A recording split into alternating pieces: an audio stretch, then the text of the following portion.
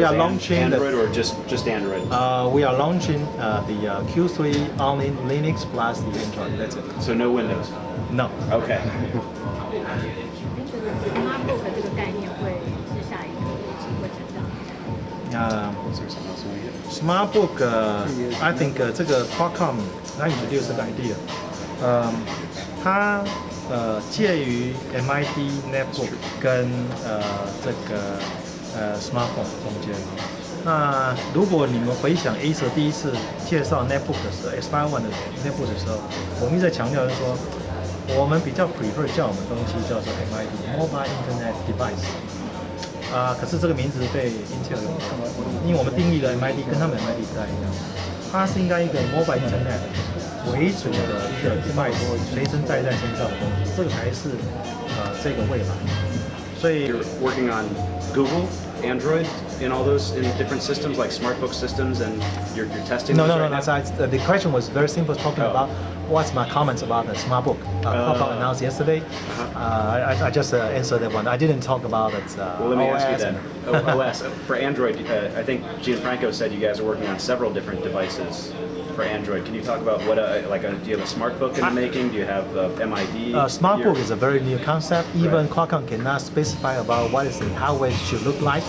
So I don't think that's. And Gianfranco was talking about this is the thing he's talking about. And so we already announced Android. We're going to announce the smartphone today. That's we're showing you Netbook. So that is a multiple. So that's why. Can I ask you just one more question? A general question. The EPC was the first netbook shown 2 years ago here at CES, so it's the 2-year anniversary, and of course Acer is #1 in netbooks right now. How do you feel about the past 2 years, and what do you think the next 2 years will look like for the netbook? That's I can only talk about the future, right? So as I mentioned that in my presentation today, Acer strongly believe today's netbook is not close to perfection at all. So we will continue to pursue, understand users' needs, and we just can tell you 2 years, 3 years from now, it's going to be very different than today. Otherwise, mobile internet device, these segments won't exist. So if we don't continue to listen to customers, improve it, today the netbook is not anytime, anywhere, all the time. The battery life is not long enough, the connections on and off, and it's influenced by a lot of things. So we have a lot of room to improve. So that's my points. Thanks a lot, Jim. Sure. The Qualcomm solution would solve some of those problems like battery life and always on. Are you developing a Qualcomm netbook solution? At least in the lab, even if you're not ready to bring it commercial? If it's on the lab, I don't talk about that. So but I just answer you one question. That I try to talk something for the Qualcomm. The battery life is not bad.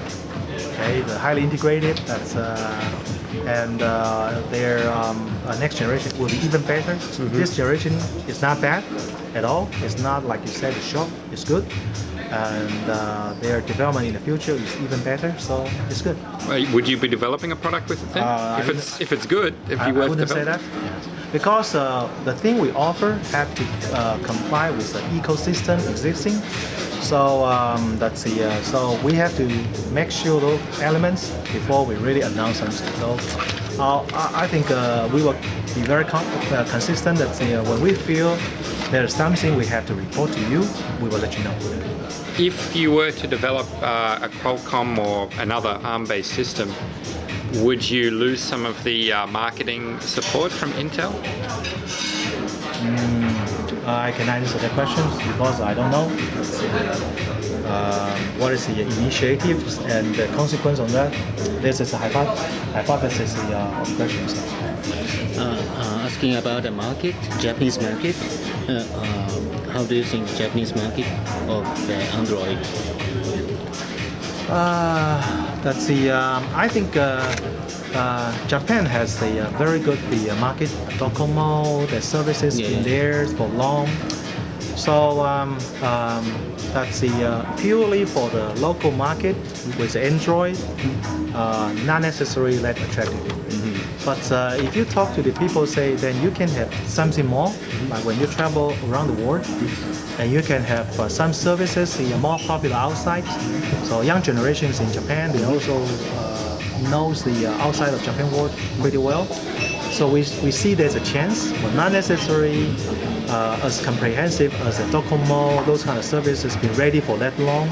But there is different opportunities. So that's why we still see Android is a chance for the world, not only limited to outside of Japan. Last year, you said competing netbooks, competing devices, perhaps mobile phone. Yeah, how about today?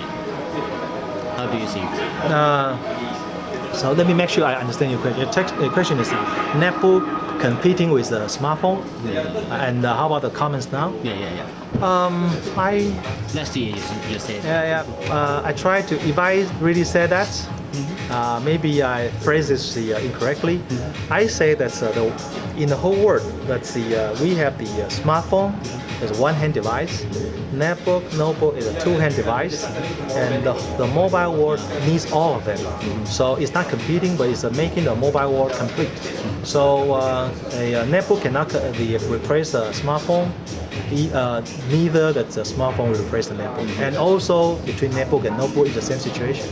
So if it's replacing the other, that means the other category, they are not working hard enough to make the value. Otherwise, it should be having its own room. Netbook has a room, notebook has a room, and smartphone has a room. That's my point. Thank you.